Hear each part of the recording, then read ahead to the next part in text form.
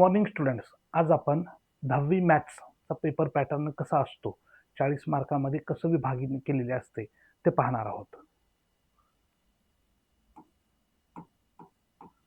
Question paper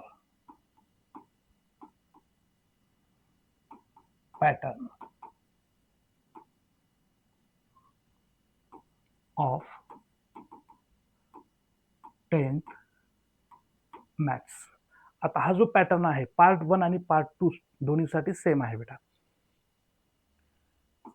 question number 1, पहिला जो question आहे तो MCQ वरती असतो. मग MCQ चे किती प्रश्न येतात?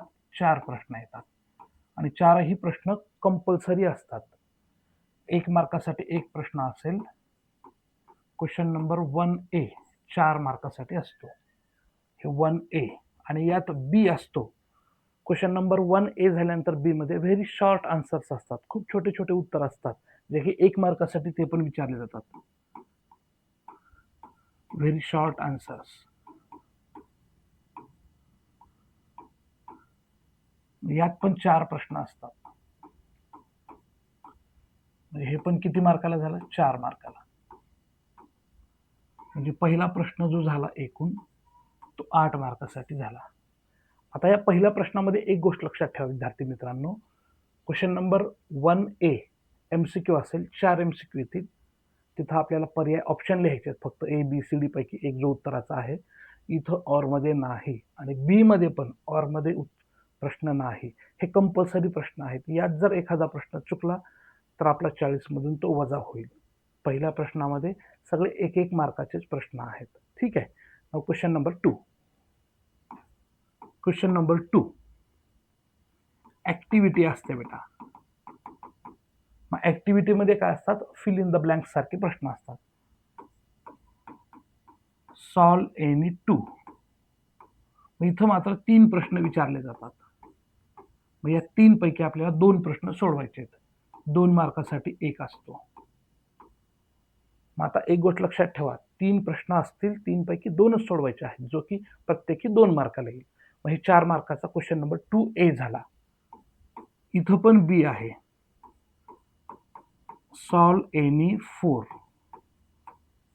मग इथं 5 प्रश्न दिलेले असतील. आता इथं ऑर मध्ये प्रश्न असेल बेटा एक एक.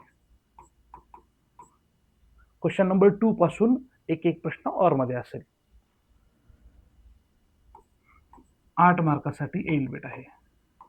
आता इथं बघा, क्वेश्चन नंबर 2 मध्ये ए मध्ये काय 2 ऍक्टिव्हिटी सोडवायच्यात आपल्याला. 3 पैकी 2 सोडवायच्यात, म्हणजे एक ऑप्शन मध्ये आहे, ऑर मध्ये आहे. आणि सॉल्व एनी 4 4 प्रश्न आपल्याला सोडवायचे आहेत. दिलेले असतील 5 प्रश्न. इथं पण एक ऑर मध्ये आहे आणि 2-2 मार्काचे हे सगळे प्रश्न आहेत. हे 4 प्रश्न म्हणजे 2 4 जा 8 आणि इथले 2 म्हणजे 2 2 जा 4. म्हणजे एकूण हा झाला क्वेश्चन नंबर 2 तुमच्यासाठी 12 मार्कासाठी झाला. त्यानंतर क्वेश्चन नंबर 3. इथं पण तेच ए. सुरुवातीला ऍक्टिव्हिटी असेल बेटा. मग ऍक्टिव्हिटी मध्ये काय असेल? Solve any 1. 2 ऍक्टिव्हिटी तुम्हाला विचारल्या जातील, 1 आणि हे 2. दोन्ही पैकी एकच आपल्याला सोडवायचं आहे, 3 मार्क्स. त्यानंतर बी, सॉल्व एनी 2. 2 प्रश्न आपल्याला सोडवायचे. इथं मात्र 2 प्रश्न एक्स्ट्रा आहेत बघा, ऑर मध्ये 2 आहेत. प्रश्न समजून घ्या परत एकदा. क्वेश्चन नंबर 3 ऍक्टिव्हिटी असेल. क्वेश्चन नंबर 2 मधले ऍक्टिव्हिटी छोट्या असतील, इथं थोडी मोठी ऍक्टिव्हिटी येईल. सॉल्व एनी 1 2 पैकी एकच सोडवायचे आहे आपल्याला, 3 मार्काला असेल.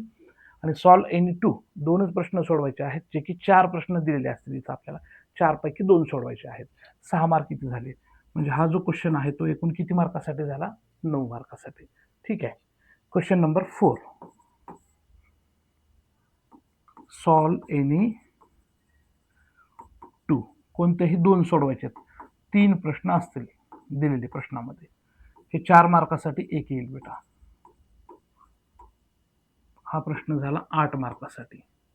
क्वेश्चन नंबर 4 बघा, 3 प्रश्न येतील, 3 पैकी 2च सोडवायचे आहेत. हा जो प्रश्न आहे तो चॅलेंजिंग आहे, आव्हानात्मक प्रश्न आहे. आपल्या टेक्स्टबुक मधले जे स्टार केलेले प्रश्न आहेत किंवा काही टेक्स्टबुकच्या बाहेरचे पण येऊ शकतात. कन्सेप्ट सगळ्या आपल्या पुस्तकातल्याच असतात, लक्षात ठेवा.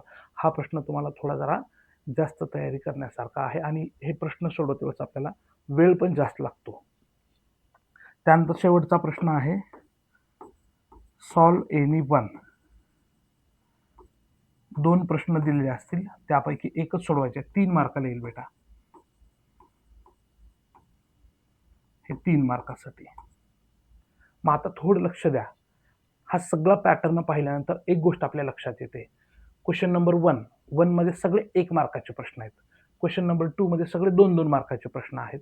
क्वेश्चन नंबर 3 मध्ये सगळे 3-3 मार्काचे प्रश्न आहेत आणि क्वेश्चन नंबर 4 मध्ये सगळे 4 मार्काचे प्रश्न आहेत. हे 4-4 मार्काचे 3 पैकी 2 सोडवायचे आणि क्वेश्चन नंबर 5 मध्ये मात्र 2 पैकी 1 सोडवायचा, तो 3 मार्काचा आहे. मग ह्या नंबरवरूनच आपल्याला लक्षात राहील. क्वेश्चन नंबर 1 म्हणलं की 1 मार्काचे, क्वेश्चन नंबर 2 म्हणलं की 2 मार्काचे प्रश्न, क्वेश्चन नंबर 3 म्हणलं की 3 मार्काचे, 4 म्हणलं की 4 मार्काचे, 5 मध्ये मात्र 3 मार्काचा एक प्रश्न. मग क्वेश्चन नंबर 4 आणि 5 हा जास्त महत्त्वाचा आहे आपल्यासाठी. कारण काय, क्वेश्चन नंबर 5 मध्ये या 2 पैकी 1 सोडवायचा आहे. इथले जे प्रश्न असतात ते ओपन एंडेड क्वेश्चन असू शकतात किंवा पर्सनल रिस्पॉन्स टाईप असू शकतात किंवा क्रिएटिव्ह बेस्ड असू शकतात. कधी कधी उत्तर दिलेलं असेल, तुम्हाला प्रश्न तयार करावा लागेल. थोडे इथले प्रश्न थोडे वेगळे असू शकतात. आणि क्वेश्चन नंबर 4 जे आहे ते चॅलेंजिंग असतात, हॉट्स टाईपचे प्रश्न असतात, थोडे अवघड असतात. ते सोडवण्यासाठी आपल्याला थोडा अधिक वेळ लागू शकतो. तर क्वेश्चन नंबर 4 आणि 5 मध्ये तुम्हाला अधिक तयारी करायची आहे. पहिले 3 प्रश्न तर सहज तुम्हाला सुटतात, काहीच अडचण नाही. तर पहिल्या 3 प्रश्नामध्ये बघा, 8 + 12 20 + 9 29 मार्क्स हे जे आहेत ते सहज मिळतात तुम्हाला. हे पुढचे जे 11 मार्क्स आहेत यासाठीच तुम्हाला थोडा संघर्ष करावा लागणार आहे. तर टोटल हे 40 मार्काचं शेड्यूल अशा पद्धतीनं आहे. Question number 1 MCQ, 1A MCQ, 1B very short answers, जे की खूप सोपे सोपे उत्तर असतात, जे की 1-2 लाईनमध्येच तुमचं उत्तर येऊन जाते. क्वेश्चन नंबर 2A मध्ये सॉल्व एनी 2 ॲक्टिव्हिटीज आहेत बेटा. ॲक्टिव्हिटी म्हणजे काय असतो, संपूर्ण प्रश्न आणि उत्तर सोडवलेलं असतं. त्यात कुठं आपल्याला फिल इन द ब्लँक्स दिलेले असतात, त्या आपल्याला भरायचे असतात. रप्पेची तुम्ही मदत घेऊ शकता. क्वेश्चन नंबर 2A झाल्यानंतर 2B मध्ये छोटे छोटे प्रश्न असतात, हे शॉर्ट आन्सर्स. 5 प्रश्न आहेत, त्यापैकी 4 आपल्याला सोडवायचे आहेत बेटा, म्हणजे 8 मार्क झाले. क्वेश्चन नंबर 2 खूप महत्त्वाचा आहे बघा, 12 मार्क इथंच कव्हर व्हायलेत तुमचे.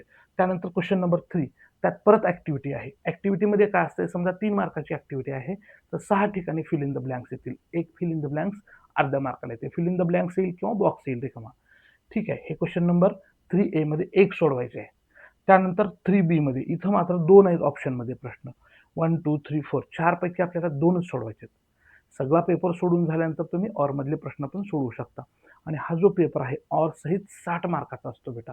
तर या 60 पैकी आपल्याला 40 मार्काचा पेपर सोडवायचे. तर तुम्ही 60 पैकी 55, 58 मार्काचा पेपर सोडवा, म्हणजे तुम्हाला 40 पैकी 40 मार्क मिळतील. आपण जर 40 मार्काचा पेपर सोडवला आणि जर काही चुका झाल्या तर त्या 40 मधून वजा होतील बेटा. त्यामुळे कधीही लक्षात ठेवा, आपल्याला जर जास्त मार्क मिळवायचे असतील तर 50च्या पुढे म्हणजे 55, 58 अशा पद्धतीनं हा पेपर सोडवायचा. ऑर मधले प्रश्न पण, म्हणजे कुठले प्रश्न जर चुकल्या तर त्या कव्हर होतात चुका आपल्या. तर हे झाला 40 मार्काचा पॅटर्न आपला, म्हणजे पार्ट 1 आणि पार्ट 2. पार्ट 1 आणि पार्ट 2 40 आणि 40 80 मार्क्स असे होते. 40 आणि 40 पार्ट 1 पार्ट 2. आणि हे 20 मार्कासाठी स्कूलमधून तुम्हाला ते दिले जातील, अंतर्गत मूल्यमापन असेल. असं टोटल आपलं 100 मार्काचं नियोजन आहे. तर हे 80 मार्क आपल्याला बोर्डातून घ्यायचे आहेत. 20 मार्क मात्र शाळेत असतात. ठीक आहे. तर हा पॅटर्न आपल्याला लक्षात राहणं गरजेचं आहे. या पॅटर्नप्रमाणे आपल्याला प्रत्येक चॅप्टरमधले प्रश्न निवडून कोणता प्रश्न किती मार्काला येतो हे आपल्याला पॅटर्न जर माहीत असेल तर अभ्यास करायला खूप सोपं जाईल बेटा. ओके.